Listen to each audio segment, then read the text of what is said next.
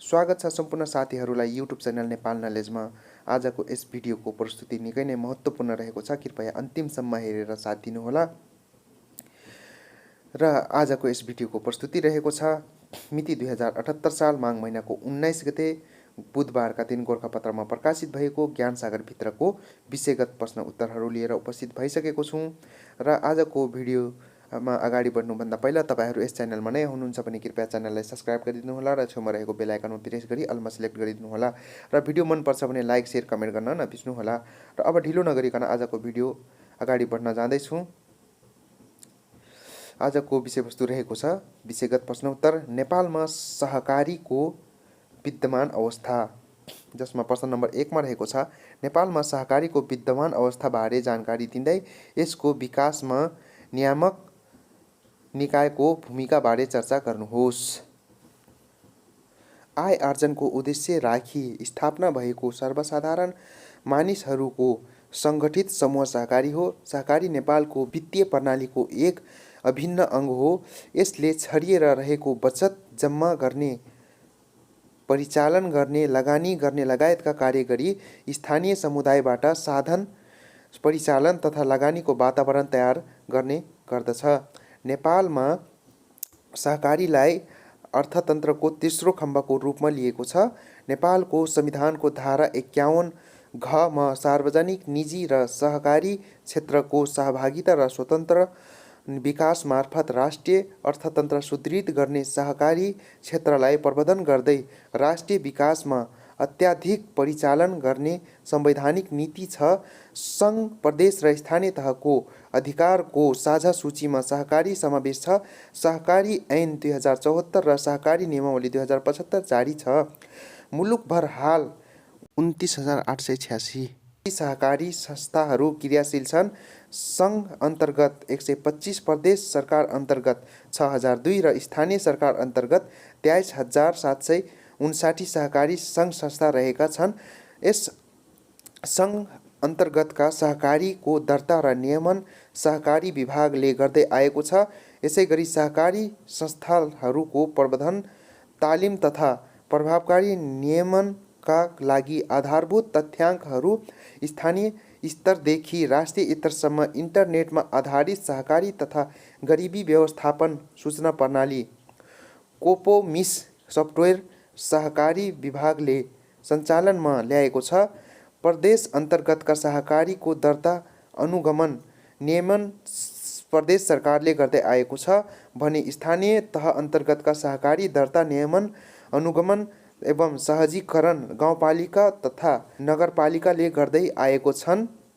सहकारी बैंक र 50 करोडभन्दा बढी ऋण तथा बचत कारोबार गर्ने सहकारीको नियमन नेपाल राष्ट्रिय बैंकले गर्ने व्यवस्था छ। सहकारीको विकासमा नियामक निकायको भूमिका। नेपालमा देशभरि छरिएर रहेका सहकारीको कार्यक्षेत्र अनुरूप सङ्घ, प्रदेश र स्थानीय तहबाट दर्ता अनुगमन नियमनको कार्य हुँदै आएको छ। यिनको विकासमा यस्ता नियामक निकायको बहुआयामिक भूमिका हुने गर्दछ। यसलाई निम्नानुसार चर्चा गर्न सकिन्छ। सहकारी विभागको भूमिका। सहकारी तथा गरिबी व्यवस्थापन सूचना प्रणाली कोपोमिस सफ्टवेयरलाई प्रदेश र स्थानीय तहसम्म कार्यान्वयनमा ल्याए प्रभावकारी बनाउने, सहकारी क्षेत्रमा हुने अनियमितता रोक्ने गरी अनुगमन र नियमनलाई नियमित बनाउने, एक व्यक्ति एक सहकारी नीतिको प्रभावकारी पालना गराउने, सङ्घ, प्रदेश र स्थानीय तहका सहकारीको एकीकृत नियमन प्रणाली लागू गर्ने, सहकारी अनुगमन तथा नियमन मार्गदर्शन तयार गरी लागू गर्ने, प्रदेश र स्थानीय तहका सहकारीको प्रभावकारी नियमनका लागि संस्थागत क्षमता विकासमा सहयोग गर्ने, सहकारी प्रशिक्षक कार्यलाई प्रदेश र स्थानीय तहसम्म विस्तार गर्ने, नेपाल राष्ट्रिय बैंकसँग समन्वय गरी सहकारी बैंक र 50 करोडभन्दा बढी ऋण तथा बचत कारोबार गर्ने सहकारीको नियमन कार्यलाई थप प्रभावकारी बनाउने, सहकारी संस्थाको पुँजीलाई कृषि, उद्योग, पर्यटन लगायतका उत्पादनशील क्षेत्रमा प्रवाहको वातावरण तयार गरी रोजगारी तथा स्वरोजगारी वृद्धि गर्ने, सहकारी संस्थाहरूमा पारदर्शिता, जवाबदेहिता एवं सदाचारिता अभिवृद्धि गरी सुशासनलाई संस्थागत गर्ने। प्रदेश र स्थानीय सरकारको भूमिका। आफ्नो मातहतमा रहेका सहकारीहरूको नियमन तथा अनुगमन कार्यलाई प्रभावकारी बनाउने, सहकारी संस्थाको सङ्ख्यात्मक वृद्धिभन्दा गुणात्मक विकासमा ध्यान दिने, उत्पादनमूलक क्षेत्रमा सहकारीको पुँजी प्रवाह हुने वातावरण तयार गर्ने, बचत सङ्कलन, कर्जा प्रवाह र ऋण असुली कार्यलाई सरल र पारदर्शी बनाई सहकारीमा संस्थागत संस्कृतिको विकास गर्ने, सहकारी शिक्षाको प्रवर्धन गरी वित्तीय साक्षरता सचेतना अभिवृद्धि गर्ने, सहकारी प्रति सर्वसाधारण नागरिकको विश्वास अभिवृद्धि गरी सहकारी क्षेत्रको प्रवर्धन गर्ने। यसै गरी प्रश्न नम्बर 2 मा रहेको छ अन्तर सरकारी वित्त व्यवस्थापन भनेको के हो? यस अन्तर्गत पर्ने विषयहरू के हुन्? लेख्नुहोस्। तहगत सरकारहरू बीच आय, व्यय, बजेट, ऋण लगायतका क्षेत्रमा आपसमा समन्वय एवं सहकार्य गर्दै आफ्नो वित्तीय क्षमता सुदृढ गर्ने कार्यलाई अन्तर सहकारी वित्त व्यवस्थापन भनिन्छ। यसमा तहगत सरकारहरू बीचमा वित्त साधन परिचालनमा आफ्नो अनुभव, सूचना आदान प्रदान गर्ने, साधन स्रोतको बाँडफाँड गर्ने, देखिएका समस्या समाधान गर्ने लगायतका कार्य भई तहगत सरकार बीचको सम्बन्ध थप सुदृढ गरिन्छ। यो संघीयताको एक महत्त्वपूर्ण पक्ष हो। यसैले संघीयता यसैमा निर्भर समेत हुने गर्दछ। यसको वित्तीय संघीयतालाई तहगत सरकार बीच व्यवस्थापनको कार्य गर्दछ। यस अन्तर्गत पर्ने विषयहरू: राजस्व अधिकार, राजस्व बाँडफाँड, अनुदान विवरण, ऋण व्यवस्थापन, बजेट व्यवस्थापन, सार्वजनिक खर्च व्यवस्थापन, वित्तीय अनुशासन तथा जवाबदेहिता, वित्तीय व्यवस्थापनमा समन्वय गर्ने, कानुनी र संस्थागत संयन्त्र। यसै गरी प्रश्न नम्बर 3 मा रहेको छ नेपालको सङ्घीय राजस्व प्रणालीमा देखिएका समस्या पहिचान गरी सुझाव लेख्नुहोस्।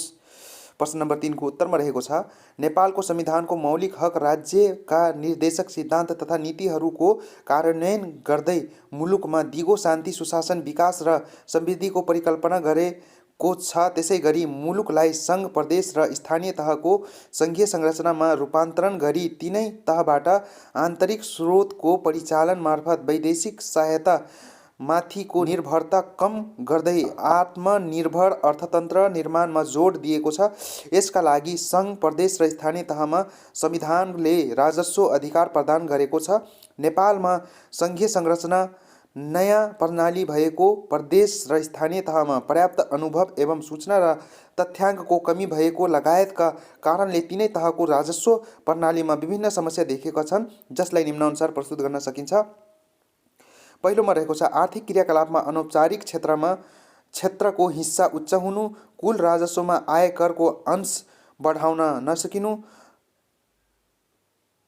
राजस्वको ठूलो हिस्सा आयातमा निर्भर रहनु, वास्तविक कारोबार मूल्यका आधारमा भन्सार जाँचपास प्रणाली अवलम्बन गर्न नसक्नु, बजारमा बिल दिने लिने पद्धतिको विकास गर्न नसक्नु, कर कानुनको परिपालना र व्यापार सहजीकरण बीच तालमेल ल्याउन नसक्नु, सम्भावना र क्षमता अनुसार राजस्व परिचालन हुन नसक्नु, प्रदेश र स्थानीय तहमा सङ्घले राजस्व प्रशासनका अनुभवी कर्मचारी पठाउन नसक्नु, तीन तहको राजस्व सम्भाव्यता अध्ययन हुन नसक्नु, सङ्घको राजस्व प्रशासन सुदृढ हुन नसक्नु, सङ्घीय राजस्व तिर्ने कतिपय कार्यालय करदाताको सहज पहुँच बाहिर हुनु, तीन तहका राजस्व प्रशासन बीच ज्ञान, सिप, अनुभव आदान प्रदान हुन नसक्नु, राजस्व अधिकारको महत्त्वपूर्ण स्रोतहरू सङ्घमा मात्र सीमित हुनु, राजस्व बाँडफाँड वैज्ञानिक हुन नसक्नु, अपर्याप्त राजस्व अधिकारले गर्दा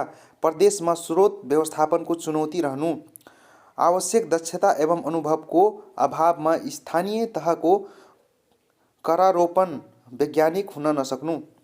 सुझाव: प्रत्येक जिल्लामा आन्तरिक राजस्व कार्यालयको स्थापना गरी करदाताको पहुँच विस्तार गर्ने, करको दरमा कम गरी दायरा विस्तार गर्ने कार्यलाई अभियानको रूपमा सञ्चालन गर्ने, हरेक पेसा, व्यवसाय, लगानी, रोजगारी लगायतका आय आर्जनका सबै क्षेत्रमा करको स्थायी लेखा नम्बर अनिवार्य गर्ने, भन्सारमा सूचना प्रविधिको उच्चतम प्रयोग, अन्तर्देशीय सूचना आदान प्रदान तथा आवश्यक समन्वय सहकार्य लगायतका विधि प्रक्रिया अवलम्बन गरी वास्तविक कारोबार मूल्यका आधारमा भन्सार जाँचपास हुने भरपर्दो प्रणालीको विकास गर्ने।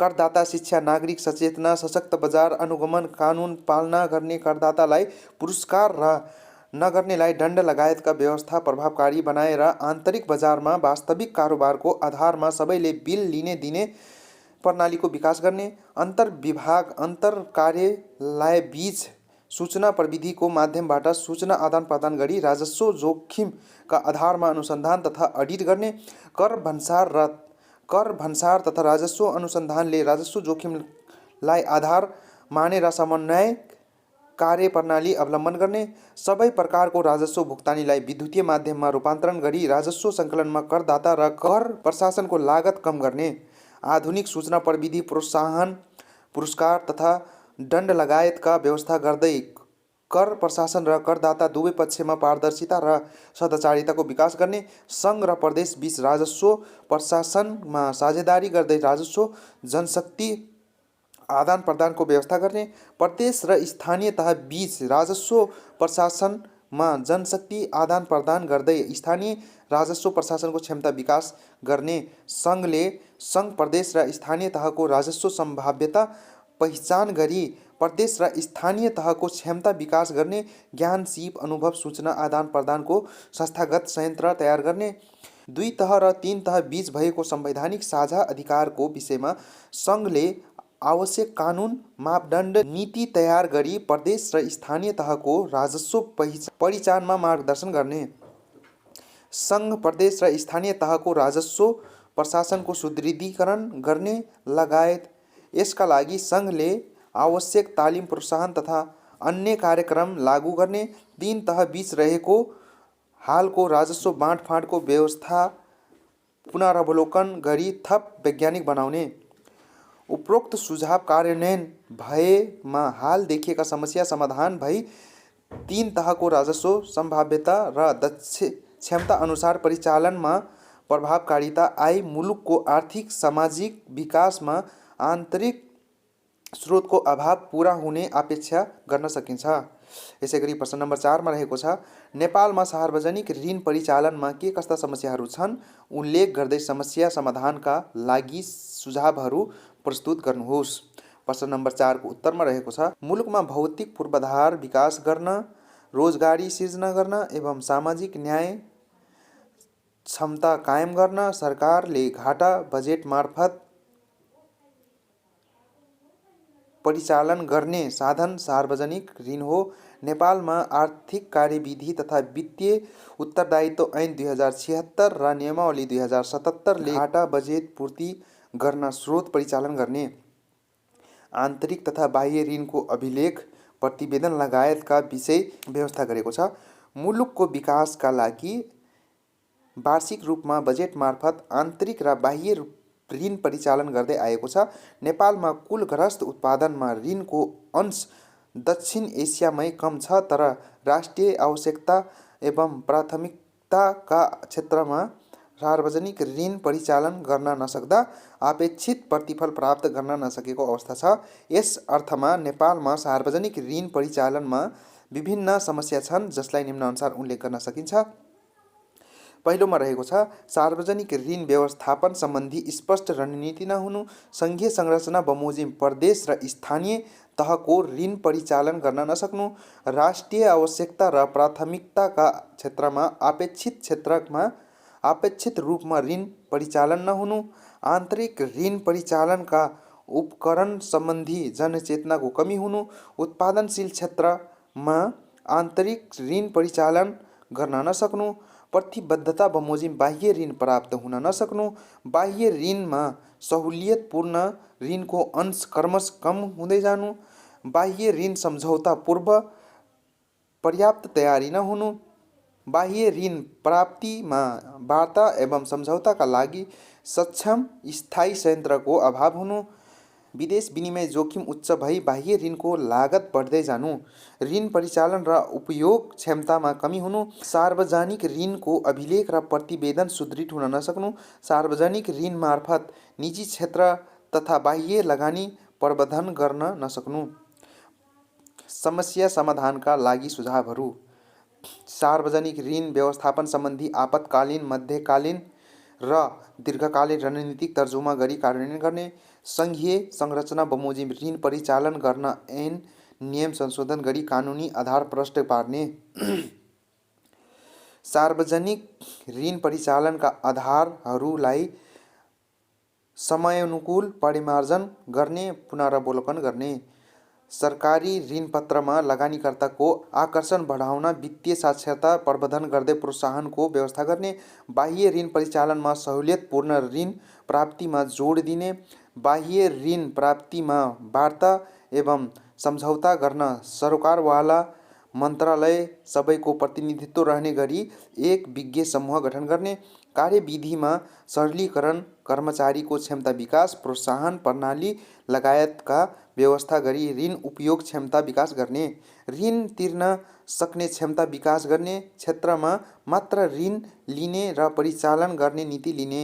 सार्वजनिक ऋण व्यवस्थापन कार्यालयको सुदृढीकरण, सार्वजनिक ऋणको अभिलेख र प्रतिवेदन प्रणालीलाई व्यवस्थित गर्ने। हवस् त साथीहरू, आजको भिडियो यति नै। भिडियोलाई मन पराएर अन्तिमसम्म हेरेर साथ दिनुभएकोमा धेरै धेरै धन्यवाद दिन चाहन्छु र अर्को भिडियोमा पुनः भेट्ने बाचाका साथ बिदा हुन चाहन्छु। हवस्, नमस्कार।